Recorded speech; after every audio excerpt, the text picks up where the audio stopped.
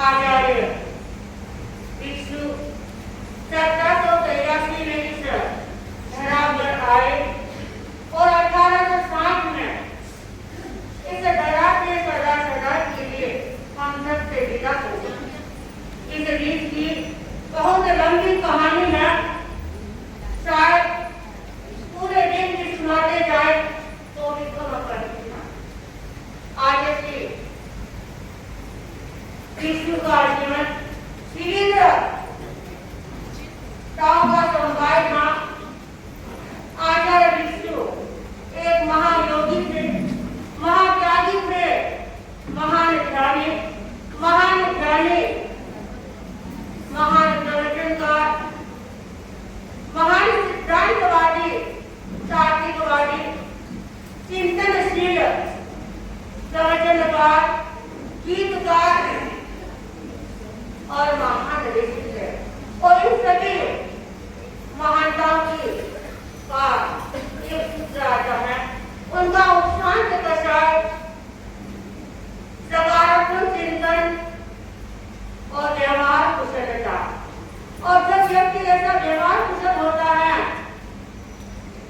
और सकारात्मक चिंतन वाला होता, उपशांत कषाय वाला होता है, तभी इतनी सारी विशेषताएं उस महापुरुष के जीवन में आ सकती हैं। इतने गुण वाला व्यक्ति बन सकता है। आचार्य विष्णु जिस दिन वह इस पंथ पर आए, उस दिन से लगा करके जब तक वह थे तब तक उनके जीवन में अनेक संघर्ष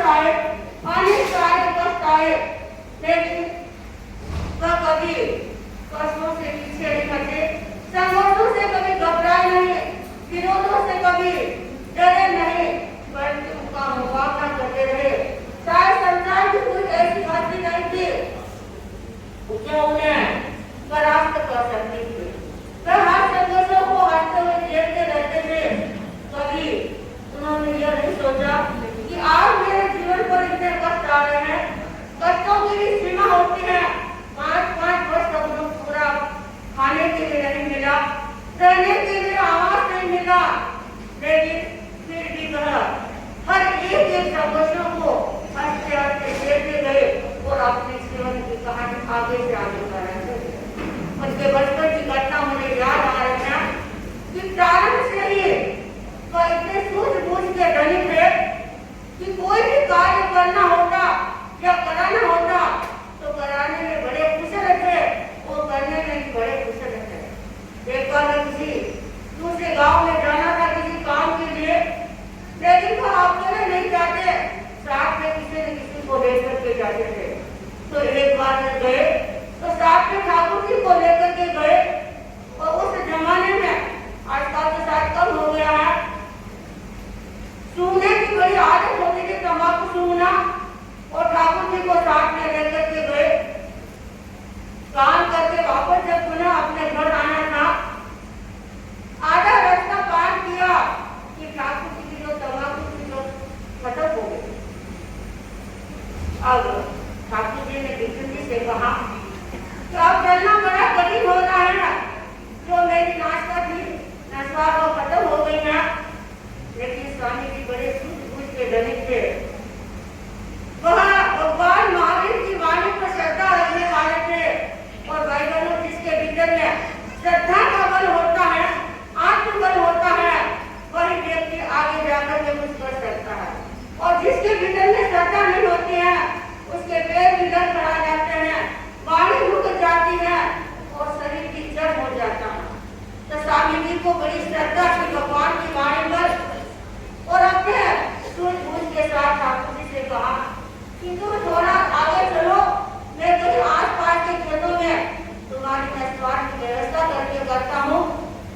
ठाकुर जी को कुछ कदम आगे बढ़ाया और स्वयं कुछ खेतों में जाकर के कुछ दास की, लेकिन उनको वो नस्वार मिली नहीं, सफलता मिली नहीं। तब उन्होंने क्या किया, जो गोबर का जो गंदा बड़ा था उसको लिया और अपने हाथ से अच्छा सा बारीक पीस करके पुड़िया बांध करके ठाकुर जी के हाथ में पकड़ाया और कहा कि ठाकुर जी बहुत अच्छी तो नहीं मिली है, लेकिन काम चलाओ तुम्हारे लिए लेकर के आ गया हूँ और इससे हमारा रास्ता पार हो जाएगा। ठाकुर जी के हाथ में पूरी पकड़ाई, ठाकुर जी खोल करके देखा और कहा कि बहुत अच्छी लेकर के आए हो। स्वामी जी को तो अपना रास्ता पार करना था। कहते कि श्रद्धा व्यक्ति के भीतर में होती है तो सब कुछ हो जाता है।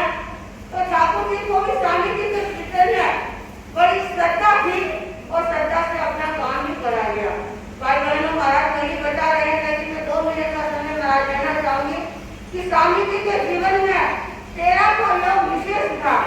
जीवन के प्रारंभ से लेकर के उनके अंतिम समय में 13 की संख्या का ऐसा विशेष योग था या उनका भाग्योदय का योग था कि उन्होंने अंतिम सांस तक 13 की संख्या उनके जीवन में बनी रही। पर कैसे बनी रही है आपको बहुत जल्दी बताना चाहूंगी। स्वामी जी का जन्म कब हुआ? 13 के दिन हुआ। पहला दूसरा हमको बुद्धि को मिली 13 के दिन, जिस दिन हम लोग दिन भी मनाते हैं। और तीसरा जब 13 पुरुष का नामकरण हुआ उस समय साधुओं की संख्या कितनी थी? 13 पुरुष का नामकरण हुआ उसमें साधु कितने थे? 13। और जहाँ पर स्वामी जी उस समय विराज रहे थे, जिस मंदिर में थे, उस मंदिर में नैसर्गिक रूप से वो जालियां होती है, वो भी 13 ही थी। और 13 पुरुष की जिस समय स्थापना हुई उस समय साधु कितने थे? 13 पंच की मोदी की मर्यादा कितनी थी? 13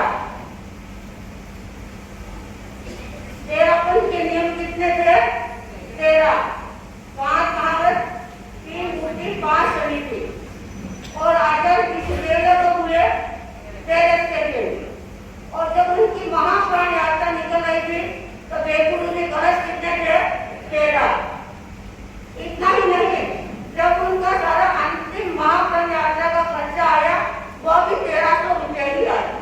इस प्रकार स्वामी जी के जीवन में 13 की संख्या का एक ऐसा विशेष योग था कि प्रारंभ से लगा के अंतिम तक स्वामी जी की 13 संख्या का योग बना रहा। तो मैं आपकी बात को ध्यान देती हूँ कि गाँव के साथ कि जैसे स्वामी जी ने अपने जीवन के अंतिम सांस तक अपने समय, श्रम और शक्ति का नियोजन किया, वैसे हम भी 13-15 संघ के लिए जीवन के अंतिम सांस तक अपना समय, श्रम और शक्ति का नियोजन करने में इस तरह की गरिमा को आगे बढ़ाते हैं। ओम आरती उतारता आओ भिक्षु संग पुकारता आओ भिक्षु संग पुकारता नाम तुम्हारा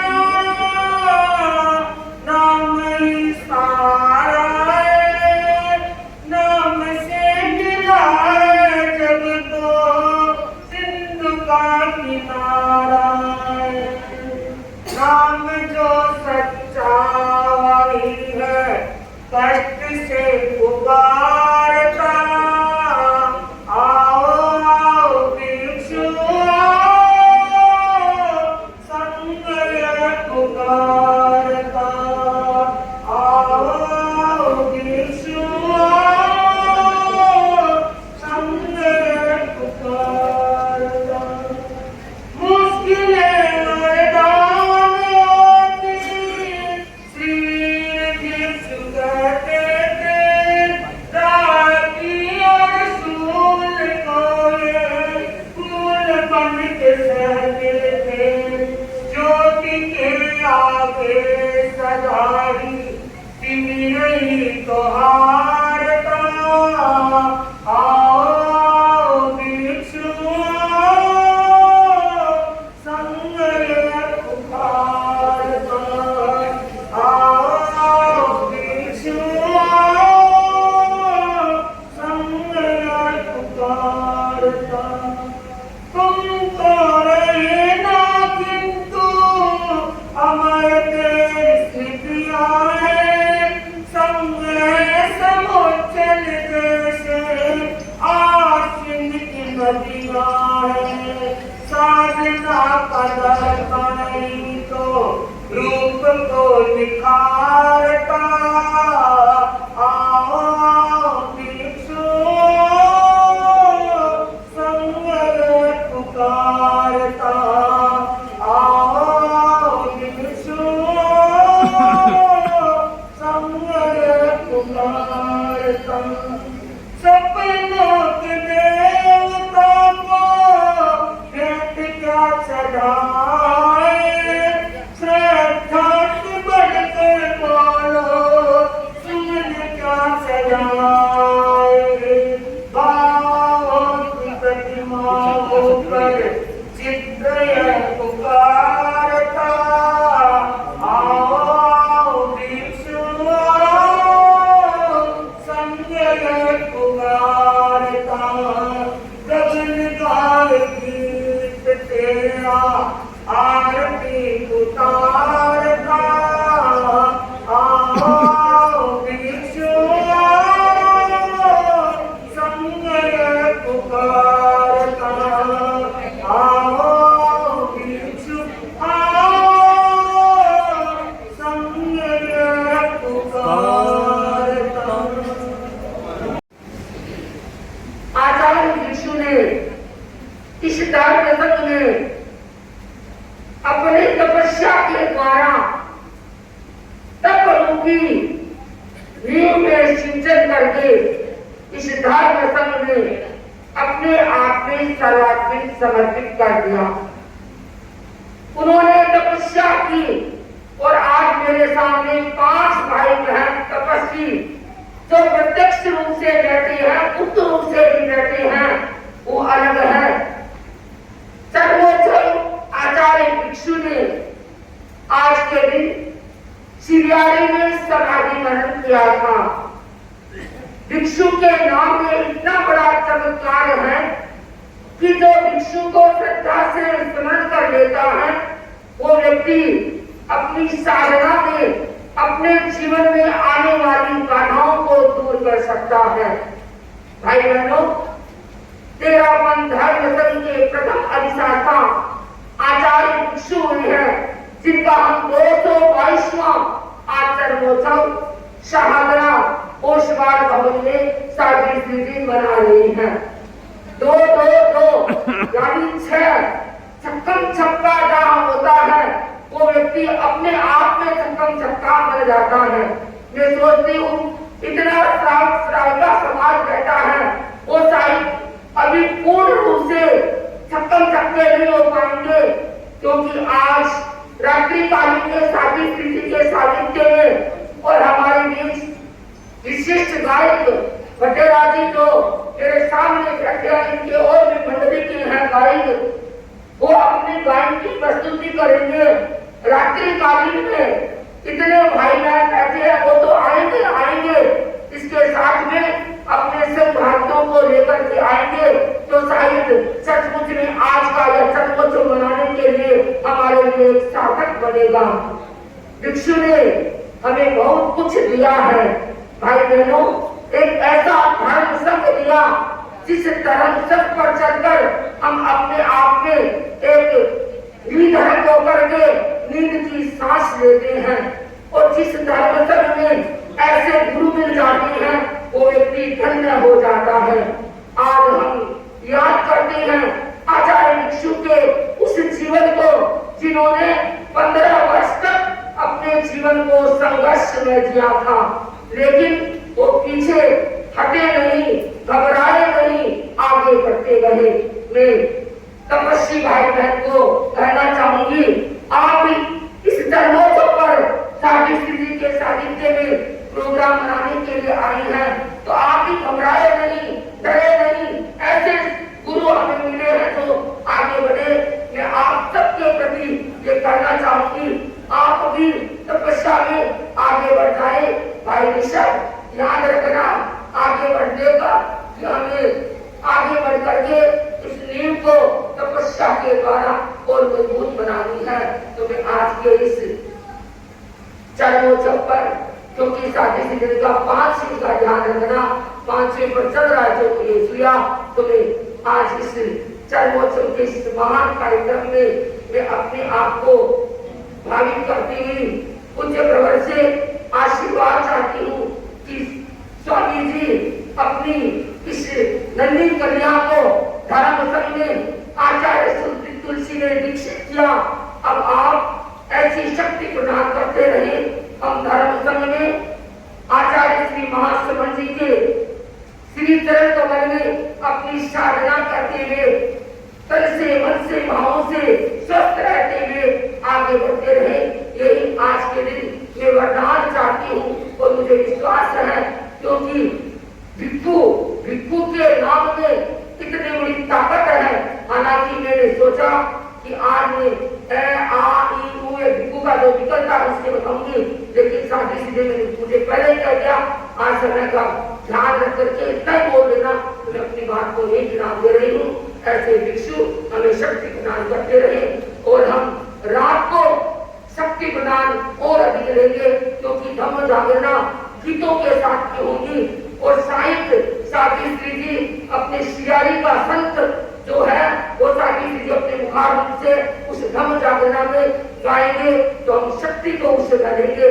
तो आज अभी इतनी शक्ति लेकर के और रात्रिकालीन में विशेष रूप से शक्ति लेंगे, वो जो आएगा वो देखना निश्चित रूप से वो शक्ति को प्राप्त करेगा उस गीत की धुन के साथ में, संगीत के कलाकारों के साथ में। तो कोई भाई बहन वंचित नहीं रहेंगे, सभी उपस्थित होंगे। ओम हरम ओम हरम।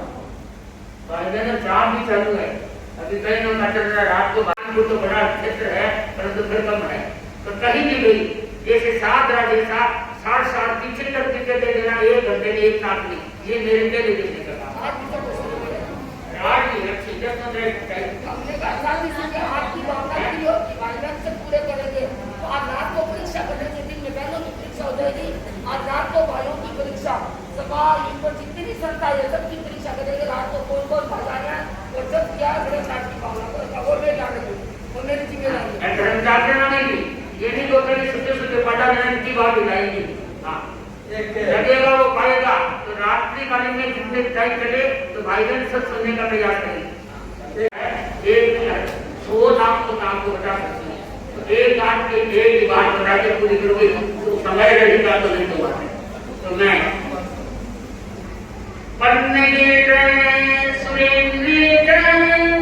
कौन सी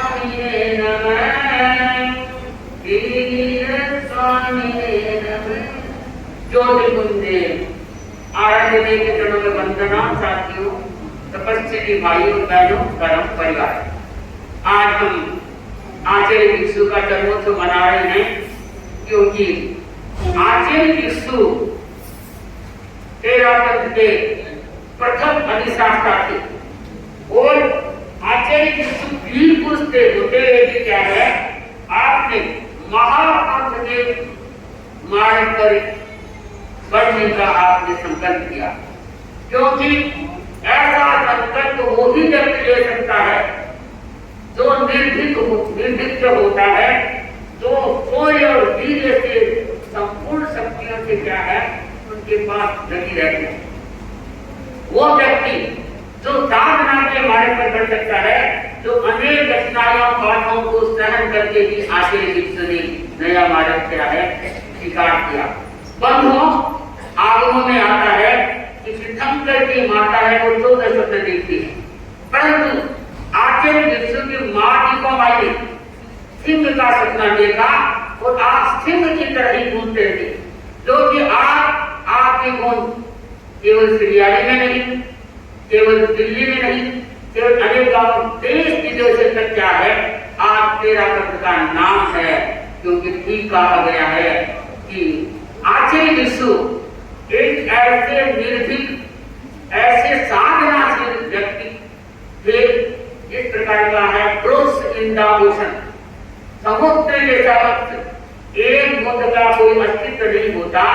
तो बंधुओं, गुरु की हम जितनी गरिमा गाएं, मेरी एक जिब्बा है और इतने लोगों से हमने आचार्य भिक्षु के बारे में सुना, परंतु उनकी व्यक्तित्व और कर्तृत्व को हम शब्दों में भी नहीं पहुंच सकते, क्योंकि समुद्र अगाध होता है, पर उस अगाध में भी क्या है आज वैज्ञानिक युग में उसके गर्भ का मापने का अनुमान लगा लेते हैं, परंतु एक महापुरुष का व्यक्तित्व और कर्तृत्व को शब्दों में बांधना मेरे लिए संभव नहीं है, असंभव है। मैं क्या चाहे विद्वान से विद्वान हो, चाहे व्यस्त व्यक्ति हो, वो भी आगे भिक्षु के व्यक्तित्व और कर्तृत्व में शब्दों में बांध नहीं सकता। तो बंधुओं, ये इतना ही कहना चाहती हूँ कि आचार्य भिक्षु बहुत बातें थी, घटनाएं भी लेके आई थी, परंतु मैंने वचनों में कही कि थोड़ी सी जिंदगी टाइम के समय पर करूंगी। तो इतना ही कहना चाहती हूँ कि आचार्य भिक्षु की आत्मा जहाँ विराजमान है और मानते हैं, बताया भी अभी तक स्वामी ने भी आचार्य भिक्षु है 5 वेदों के इंद्र है। तो आपकी आत्मा और आपके कितने अंतर है, क्योंकि तीर्थंकर के एक तीर्थंकर के 1 करोड़ देवता सेवा में रहते, एक तीर्थंकर। तो आचार्यों के इंद्रों के ओर क्या है उतने तो नहीं रहते, परंतु हजारों एक इंद्र की सेवा में देवता मुक्त रहते हैं। तो मैं ये मंगल कामना करती हूँ पहले तो कि आज आपका साध का दिन है, निर्माण का दिन है, जो कि हर भाई बहन कम से कम या इतने तपस्वी भाई बहन है और भी सुबोधने उपनीत वो साधन में जनता है, आपके गुणों का कीर्तन कर रही है, आपके गुणों को सुन रही है, उनको ऐसी शक्ति दे कि वो हर कार्य में आगे बढ़ सके। स्वामी जी की आत्मा सहदेव से हमारे सामने नहीं है, परंतु आपने गति का ऐसा प्रभाव दिया कि बंधुओं आज एक से एक आचार्य से हम आचार्य को नहीं दिखा, भारती स्वामी को भी नहीं दिखा, परंतु जब आचार्य के जीवन को पढ़ते हैं तो उनकी देवता हर समय सेवा में रहते। हमने आचार्य तुलसी को देखा कि कितने ही परिषद है, विरोधी से विरोधी हो, पर जब आपका मतलब आपकी आंखों से आंख मिलती, विरोध भी क्या है शांति में संपन्न हो जाता है। आचार्य महाप्रज्ञ की दार्शनिक आचार्य थे और उन्होंने तो क्या है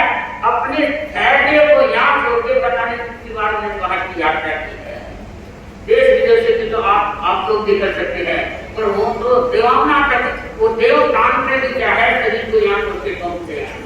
तो ऐसे आचार्य वर्तमान में आचार्य जी महासमण जी, जिनका कहना है क्या पाप धुनवासना है, उनके आधार में उनके धरती जो व्यक्ति लेना चाहता है, लोक सेवा करके आचार्य करके महाराज सब जगह देखा कर सूरज का जो सीन है, आचरण का जो क्या है, अमृत दर्श रहा है, कोई न जाएगा तो वो क्या है, पछताएगा। तो बंधुओं, खोज लेती है सदा पाषाण में, खोज लेती है सदा पाषाण में, जिंदगी किसी नहीं चटाने, कौन कहता है नहीं सूर्य संसार में, कौन कहता है तुलसी संसार में, कौन कहता है महावीर के लिए संसार में, देख लो हिंस को, देख लो व्यापारी को, देख लो तुलसी को, देख लो महावीर को, महासमण के अवतार में, देख लो तुलसी को, महावीर को, महासमण के अवतार में। तो मार्ग क्या है, हम देख रहे हैं आचार्य महात्मा को देखे, तो बंधुओं उनकी कृपा से आज मेरे सामने 5-5 तपस्वी तो देखते है, 2-4 ऐसे तपस्वी करते जिनके को 4-5-8 होगा, और 3 जो तपस्वी अभी मार्ग को मंजर नहीं रहे हैं, उनको अभी देखा बिना नहीं है, चौथा 5 को मैं संभव है पंचायत हो गए कि वो चल रहा है, उसका पंचायत नहीं कर सकते। कहने का तात्पर्य है कि गुरु की तो की कृपा है बंधुओं। आज तपस्वी मेरे सामने बैठे हैं, तो भगवान महावीर ने हाथ मुंह में कहा है कि जैन दर्शन में मानता है कि तपस्या बड़ी मंगल है, और तप क्या है, ब्रह्मन नहीं समान है, तपस्या है दिव्य अनुग्रह है, तपस्या द्वारा ही ज्योति है, और तपस्या अंतर्मुखी है, वो तपस्या क्या है, विषमता नहीं क्षमता है। तपस्या जो व्यक्ति अपने आहुति देता है, वो अपने रोगों को नाश करता ही करता है। आस पास में भी आप आते हैं, अगर शुद्ध भावना से उनकी स्थिति सीख जाती है तो वो भी निरोग हो जाता है। तो बंधुओं, तपस्वियों के बारे में जितना हो उतना कम, अपनी बात को यही ज्ञान, क्योंकि आगे भिक्षु को हम याद कर रहे हैं, वो तपस्वी भाई बहनों, उनको इतना ही कहना चाहती हूँ, 3 तपस्वी मेरे सामने 2 तपस्या वाले हैं, और 2 तपस्वी जो जोड़ा है, इनके क्या है, 11 की तपस्या है, तो इनका अगर ऐसा लग रहा है सही तपस्वियों का ही घर होगा, क्योंकि इनकी मां ने इनके साथ नहीं, क्योंकि पति पत्नी है, रथ के 2 पहिए हैं, तो क्या है, अभी इनकी मां मंजू देवी ने भी चरण चक्र का सब किया था, बहुत बड़ी बात है, तो यही करके गए थे। कहने का तात्पर्य जिनके करने तपस्या का रंग खिलता है, वो 4 और खुशियों के रंग को खिला देता है।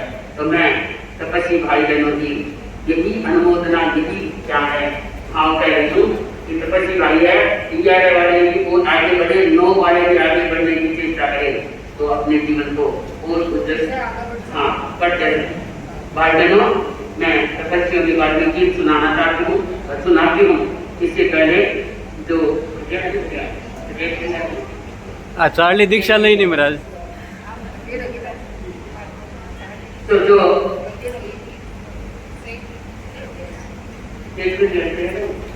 शेर का परिवार है, इनका इन्होंने अर्चना किया, सुमन जी जो इनका परिवार है, ये पति की दिशा में है, हमारे धर्म संघ में, हाँ तेजगंज जी की लड़की चिरागपुर बाजी है, हमारे धर्म संघ अच्छा अपना वर्चस्व है। इनके भाई को मैं देख लूं, जैसे देखो शपथ के दिन तीनों ने 3 परिवार के भी सदस्य है, तेजगंज जी की पत्नी और बेटा चेतन, चेतन, तो ये चेतन मैं देखती हूँ, समाई का ये क्या बोलना तो जानता नहीं है, ये तो क्या है, समाई कर ली, व्याख्यान सुन लिया, तो अब पूरे सागर में माँ और बेटा दोनों आए, बोले महाराज आज हमारे तीनों के आन है, अब पूरे पिता की तो माँ होगा, तो कोई बात नहीं, तो आर्थिक ही है, उनके आर्थिक नहीं ढूंढता, आर्थिक तीनों नहीं, अब पूरे पोषण किया, कहने का है कि बेटे के काम मैंने कभी पूरे पोषण किया नहीं, माँ ने सबको यही कहा कि महाराज मैं कब पूरे पहले तय कर रहे हो, तो अच्छा है, बहुत लोग ऐसे बता रहे थे कि हम पहले तय कर रहे हैं, कभी भाई तय किए, कभी 200 से ऊपर अपने साथ जीतेंगे, क्या है 200 से ऊपर पूरी पोषण हो गए, तो ये भी गुरु कृपा मान ले, और 200 से ऊपर चौकोरिया हो गई, 6 कोरिया 20-25 कोरिया पोषण हो गई, और 12 कोरिया भी 2 पोषण हो गए।